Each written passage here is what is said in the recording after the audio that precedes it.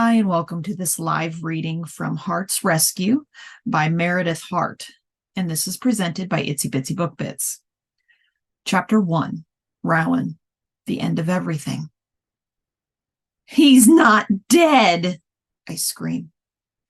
Chirae reaches for me, but I pull away. Tears stain her cheeks, tears and other, darker liquid. Rowan, she whispers, his arm. As if I couldn't see, as if I hadn't noticed my brother's void's damned arm lying at her feet. Her gaze softens, turns to pity.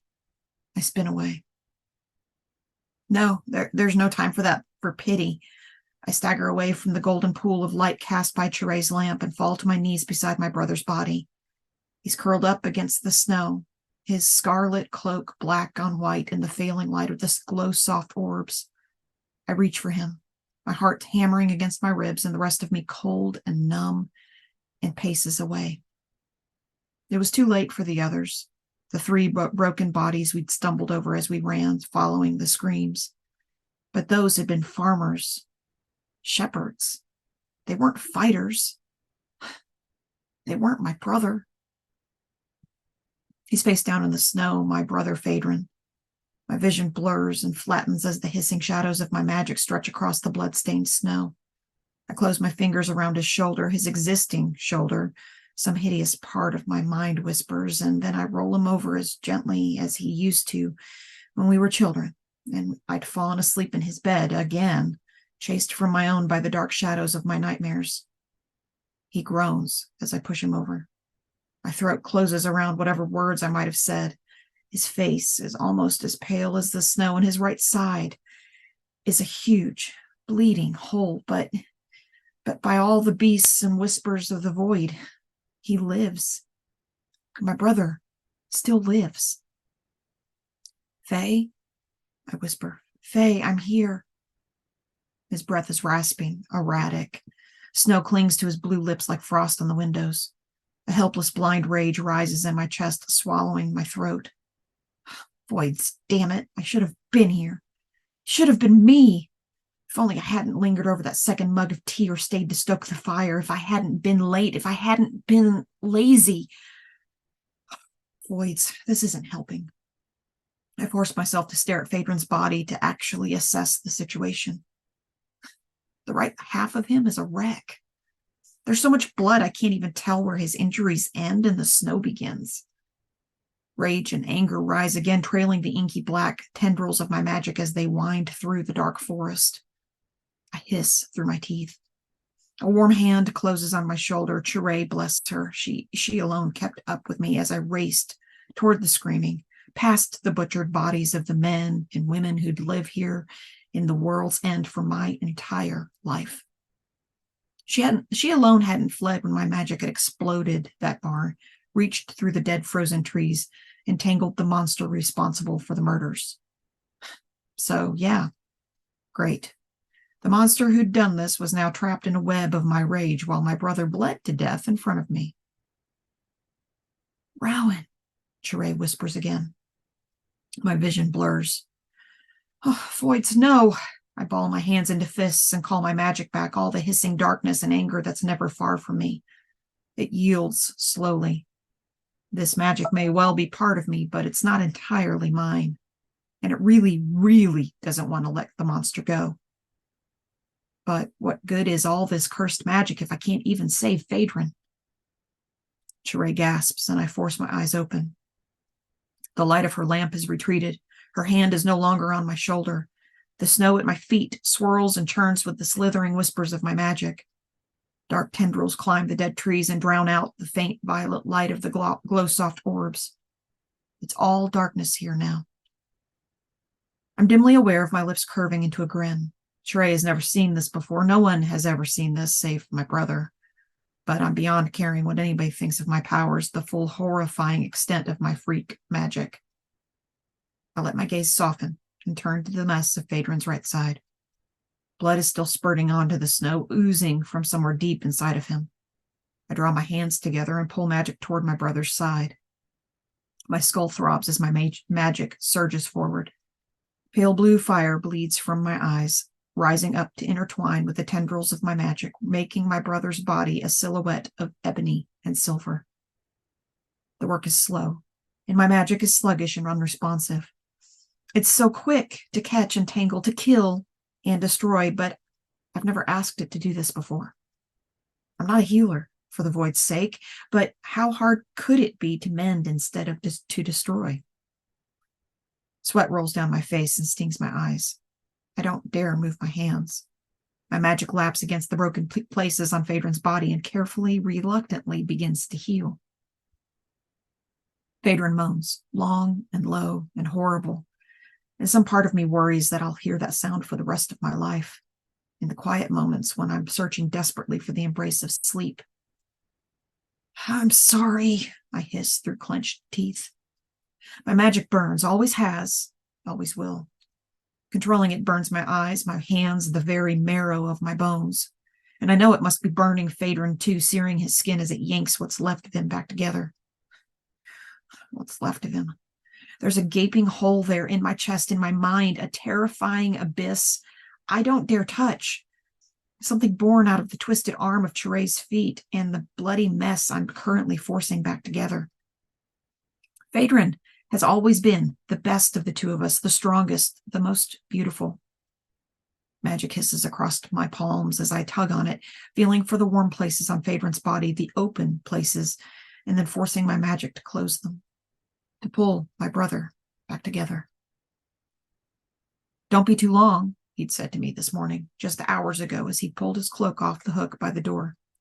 He'd thrown back his stupid red hood with a flourish, showing off the hilt of the ridiculously huge sword he wore. I'd hate to catch all the monsters before you show up, he'd said with a wink. I'd waved him off with some sort of vague mumbled assertion that I'd be there when I'd be there and not to have too much fun without me. And off he'd gone, out the door, and through the village and into the woods, same as every other morning. And I'd thrown another log on the fire, poured myself a second cup of tea, and tried not to think too hard about anything in particular, same as every other morning. Because the truth was that I'd always hated sentry duty. Phaedron loved it, of course. The cloak, the sword, the way the women in town devoured him with their eyes as he strode by, swinging his lantern and giving his stupid little salute. Well, he loved that part of it, I guess. The actual work, walking through the dead trees, feeling your feet go numb, and desperately hoping a shepherd or a trekker or some other crazed adventure seeker will come by just so you'll have someone to talk to. That part I don't think anyone actually liked. That's the part we hadn't done much of before that damned woman got through the barrier.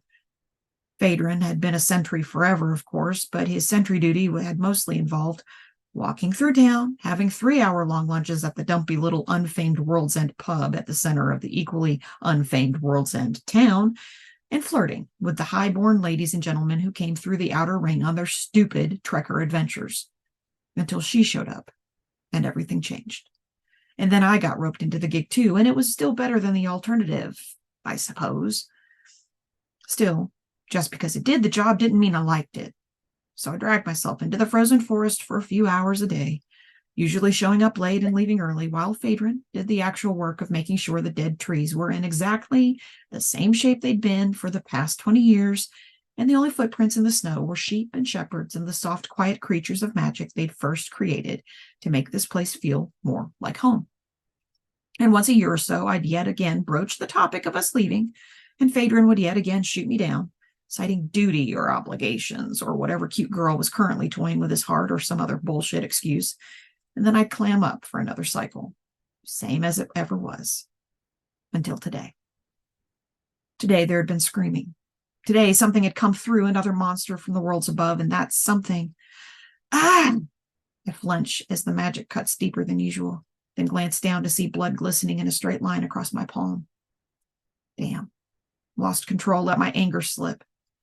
I take a deep breath and feel the edges of my brother's body with my magic. The ink-black tendrils envelop him like a cloud. I hold my breath, and there is one moment of pure agony and desperation when the forest seems to so filled with waiting silence that I think the entire outer ring might explode. And then my brother takes a breath. It's weak, it's ragged, and it sounds like it hurts, but by the void, he's breathing. I fall back onto my ass in the snow. The dead trees waver around me. Teray? I ask, not really expecting the old woman to still be here. But she is still here, and the golden warmth of her lamp wraps us both as she settles in the snow beside Phaedron's head. She brushes his forehead, pushing away the tousled dark curls to press her hand to his pale skin. Then she turns to me. I look away. I can't stand the pity. I can't stand to read my brother's fate in her eyes. Rowan, she says. I nod, my eyes fixed on the blood-stained snow beneath us. He's lost so much blood. How much blood can one of us lose before Rowan? Teray says again. I drag my eyes up to hers and swallow hard. My head throbs from using my magic and my hands still burn. He's not dead, Teray says. The ghost of a smile dances across her lips. Will he? I begin, but my throat closes. I can't even say the words. Teray's lips press into a hard line. Stars willing, he'll make it. I close my eyes and let my head fall into my hands. The forest is silent, save for our ragged breathing. When I look up, Teray is arranging my brother's cloak around his body, getting him ready for transport. Who says stars anymore? I ask. And I sound winded even though I've done nothing but sit in the bloody snow for the voids only knows how long. Teray's lips twist into the barest hint of a smile. I forget how young you are, Rowan. Stars? I grin, then wave my hands at the darkness above the dead forest. Really? Down here? Teray gives me a look that says she's done with my garbage. It's a look I know well. I pull myself out of the snow as Teray picks up her lantern. Can you move him? I ask. Or do you need me? Teray frowns a little, then nods if she's made up her mind. I can move him. Don't try to teleport him, I add, although she already knows that. Teray gives me a look. I try to smile. Her magical specialty is moving heavy objects, and in a pinch, she's also the world's end's healer. This is a pinch. Sorry, I add. You know what's best. She's still frowning. At me, which is at least less concerning than frowning at Phaedron. I've never seen anyone use magic like that, she says. I shrug and look away. This is really not the time and place to be discussing my freak magic. Never and nowhere being my preferred times and places to discuss my freak magic. Teray turns to look down at Phaedron and seems to shift into healer mode. She closes her eyes and her magic, which is as warm and golden as her lamplight, wraps around my brother. Gently, she pulls him from the forest floor. As Phaedron rises on the soft glow of Teray's magic, I notice something gleaming in the snow just past where his right hand would have been. It's his sword, the ridiculous blade he's never once used in actual battle. Skyfire, he calls it, as if anyone trapped down here has seen the stupid sky in a lifetime. I walk around Phaedron's body and pull Skyfire from the snow.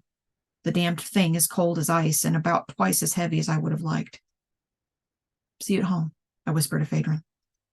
Be careful, Teray says. The monster is still out there. I grin. My grip tightens around my brother's sword. I let the monster go once, releasing my magic and calling it back to me to keep my brother alive. By the void, I'm not going to let him go again. Oh, I know, I say, turning my attention to the woods, where the black tendrils of my magic are already beginning to snake through the trees, searching. And I think he's about to have a real bad time.